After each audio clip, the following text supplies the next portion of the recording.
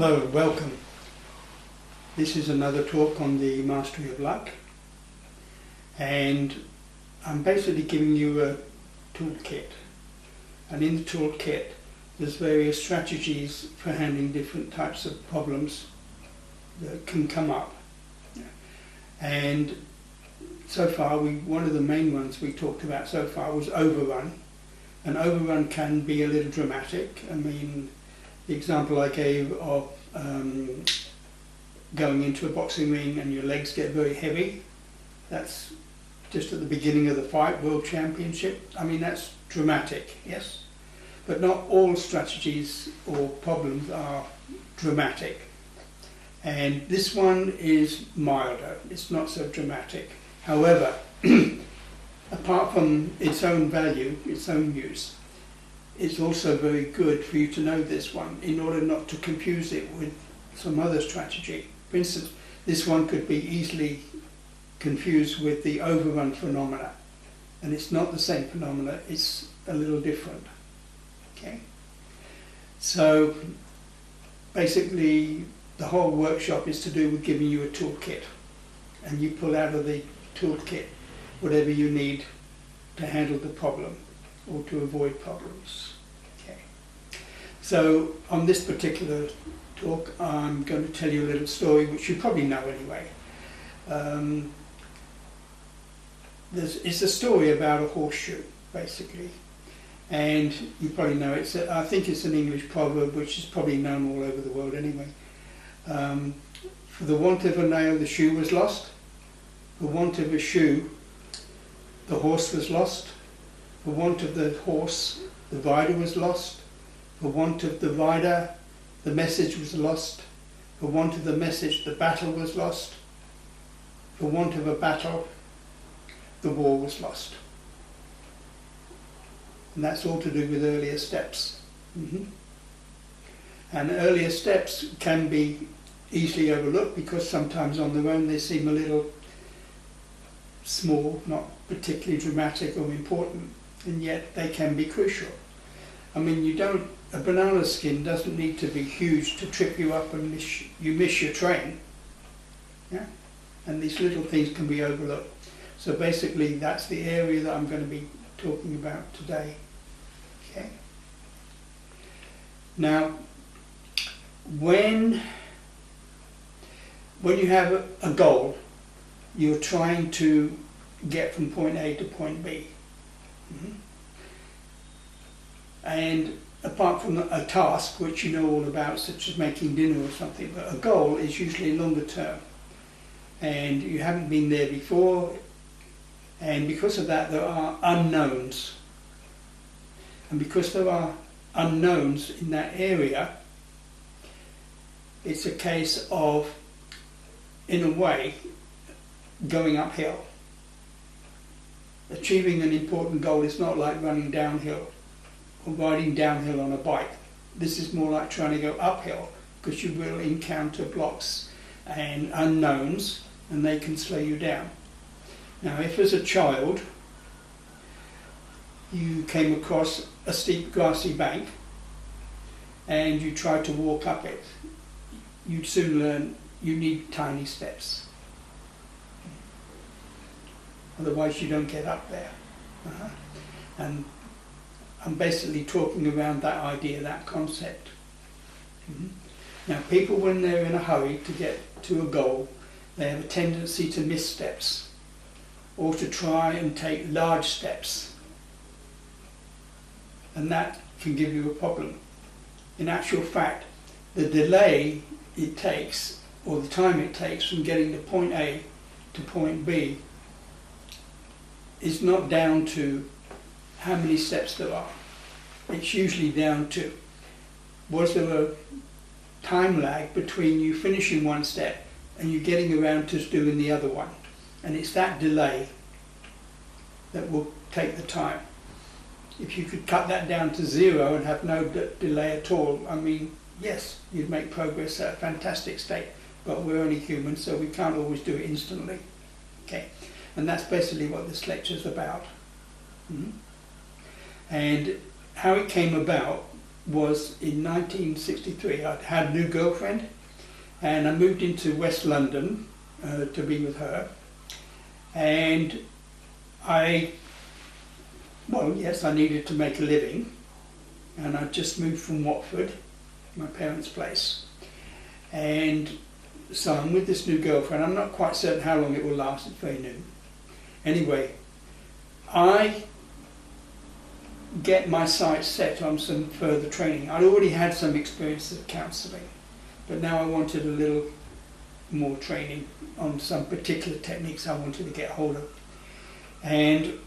But that would cost money, and I didn't have enough money to pay for that outright. Anyway, I needed to get a new job. I just moved into London. Okay, so I was thinking about, okay, how do I achieve this goal of enrolling on this particular training that I want to do? And the image that came to my mind was a bit like being in the centre of a wood, and I want to get to the nearest town, and I can just about see the spire of where that town is, but the question is, this is a thick wood, which direction do I set off in? And I've got maybe half a dozen paths going off from this clearing that I'm in. Which one will take me to where I want to go? Because it could be windy, so who knows which one it is. So in my imagery, I thought, well, ideally I could climb a little hill or climb the top of a tree and look over the top, and I can see the road that comes out of the city gates and follow it all the way back and find out which one comes into the clearing where I am. So then I thought, oh yes, this is all to do with working it out backwards. So what I did then, I got a piece of paper and I wrote down on the top of the paper, enroll on this training course. Then I thought to myself, okay, which is the next earlier step to that? Now, by working it backwards, it solved me the problem that was at first coming to mind, which was when I looked at the paths, which ones do I take? And there were a few options. There was a friend of mine, Vic, and he worked nights at the post office. That was when it was not privatised. And it gave him plenty of time for his job during the day. He suggested to me, well, you could take a job here and that would give you plenty of time to build up counselling or whatever else you want to do. And I said, okay, send me any information you have on the job or any questions they've asked me on an interview, which he did. So I can look at that. Another option I had was there was a girl I'd met, and she was travelling around the world, and she'd run short of money. She'd come from America. She was going to go back to America to earn more money to travel around the globe. It was in the days when jobs were easy. I'm talking about 1964, when jobs were higher paid in relationship to housing costs and everything else. So I thought, well, maybe I can earn more money abroad. And in those days, you could go to Australia for £10. They were trying to get people to go there. Obviously, they're short of people. They must be short of people to do work. Maybe I could go over there, earn some money quickly, and then come back. But maybe that's uncertain. And also, I've got this new girlfriend, which might be lasting. So I wasn't too keen on that alternative. Could get a job, any job, and then save up money and then get this extra training. And going back to my parents' house, where costs would be cheaper, yeah, I'd say faster, but then I want to be with the girlfriend. So I have all these alternatives. Which one do I take? So this is why I'm working it all backwards in my mind with this imagery. And so I've written down, enroll on this training course. Underneath, I put, I want the answer that feels right. This isn't necessarily logic when you do this, and it doesn't necessarily suit another person. Their path may be different than yours. So I'm looking to find out, okay, what seems to, for me, seem to be the correct step. Pay for it. That's what I thought. And immediately I said that, one of these paths that was an option disappeared. And that was the path, there was a path. I knew I could sign a 2-year contract with a counselling group and they would send me free. But then I signed away for 2 years and I don't particularly want to do that. Yeah. So that particular path disappeared. So I continued on down, and each time I came up with an answer, every so often one of these paths would disappear till I'm left with only one. That was the goal. Mm-hmm. So now I've written down, pay for it. So what's the next earliest step to that? A bank loan. Okay? Now in those days there were no credit cards and it wasn't easy to get a loan. The bank manager gave you an interview and maybe he agreed or didn't agree. And as I mentioned in my overrun talk, I maybe talked a bit too much and changed his mind and I didn't get the loan. So it's not that easy. So I need a bank loan. Now the earliest step to getting a bank loan, I must have some money flowing through my account that looks like a good flow, otherwise they're not going to think I can pay it back. Mm-hmm. So I need a good flow of money. What's the earliest step to that? Well, the only way I'll get that flow of money is self-employed. So I'll need to be doing counselling. And if I'm going to do counselling, I'll need a flat. I need my own flat to rent. And if I'm going to do that, it has to be in Hampstead. That's an upmarket place. I did have some contacts there. I'd left some of my clients back home in my parents' place, but now I will try and get them in Hampstead Village, which is a good location. Mm-hmm. So I need a flat to rent in Hampstead. To do that, I'll need a deposit for the flat. To do that, I'll need a few regular clients. Mm-hmm. And to do that, I will need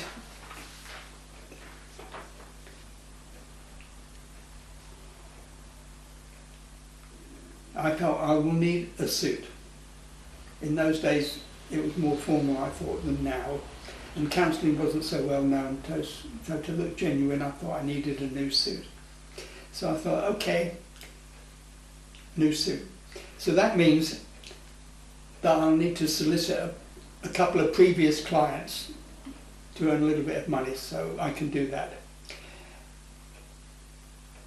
And then I need, earlier than that, I need to put a deposit on the suit. Mm-hmm. And in those days, I was used to designing my own suits. Mm-hmm. So I'll need a few sessions to get the deposit, but I also have to put an order in for the suit, which means I'm going to have to design the suit. And to do that, I need to draw the collar in brown paper, and I need a cork board to put paper on and draw it. So what's earlier than that? I need drawing pins. Now, when it came back to a packet of drawing pins, I was a bit surprised. I've been looking at all this important stuff, immigrating, all sorts of things, and it turns out the actual next step that I need to take that is blocking my progress, I'm not going out buying a packet of drawing pins because it seems so small. My attention's on all this major stuff. Yeah. So it's a little bit of a shock, and I realised no. So I went straight out and I bought a packet of drawing pins straight away. And after that, things started to move. Before that, they weren't moving. What you get if you miss an earlier step is a stall. Like your car, it's stalled, it's not going anywhere, you're spinning your wheels. Mm-hmm. It's not the same as an overrun. An overrun, when you try and push forward, the effort you're putting out kicks back on you. And your muscles go weak, or your tension flags, or whatever. Yeah, all the events don't work for you. right? So you do come across opposition.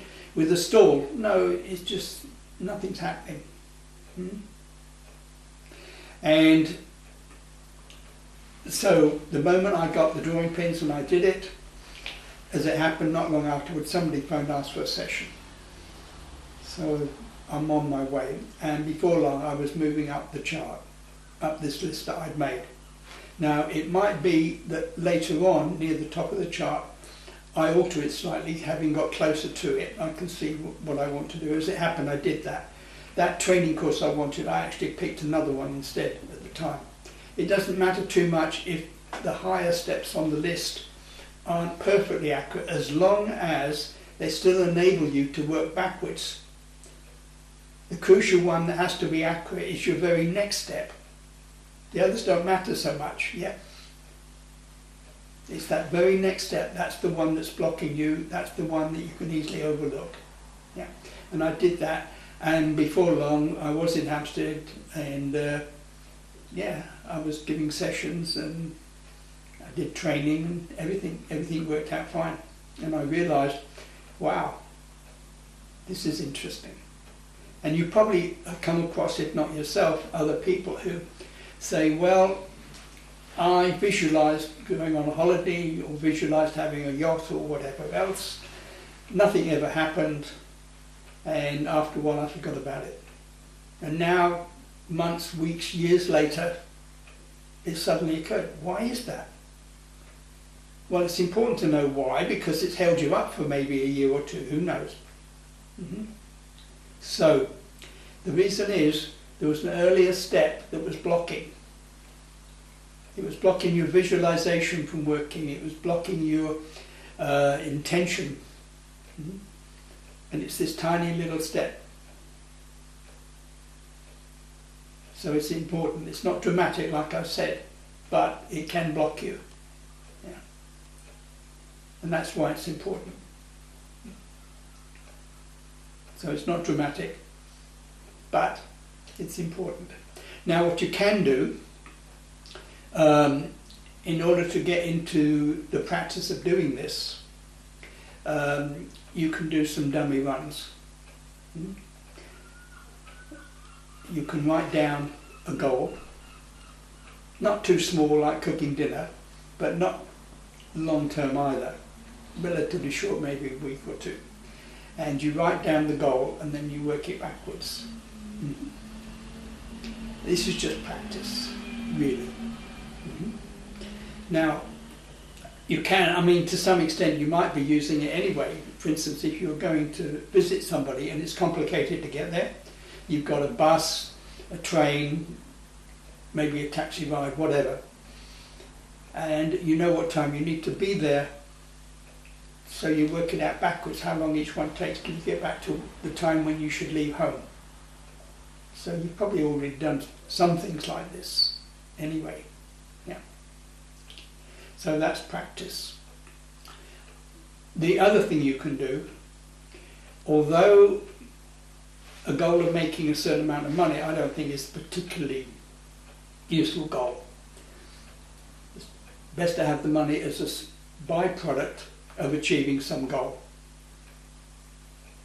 But however, if you want to practice it, you can. And also, if, for instance, making $1 million looks like unsurmountable, it looks too difficult, I'd never be able to do that. Okay. There's a little exercise you can do, and it's using this idea of listing in a slightly different way. Yeah.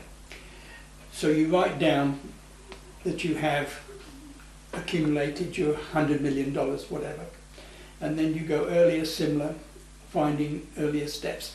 You're trying to chart a possible way to get there, not necessarily your way or a way that would suit anyone else. It's just you want to imagine how could it be even conceivable that you could get from point A to point B. That's the important thing. And having done that once, now do it again. And this time have it slightly different. It doesn't have to be markedly different, but it needs to be at least slightly different. And if you do that about 6 times, by then, making $100 million doesn't seem so unsurmountable. It's not such a big deal. Yeah.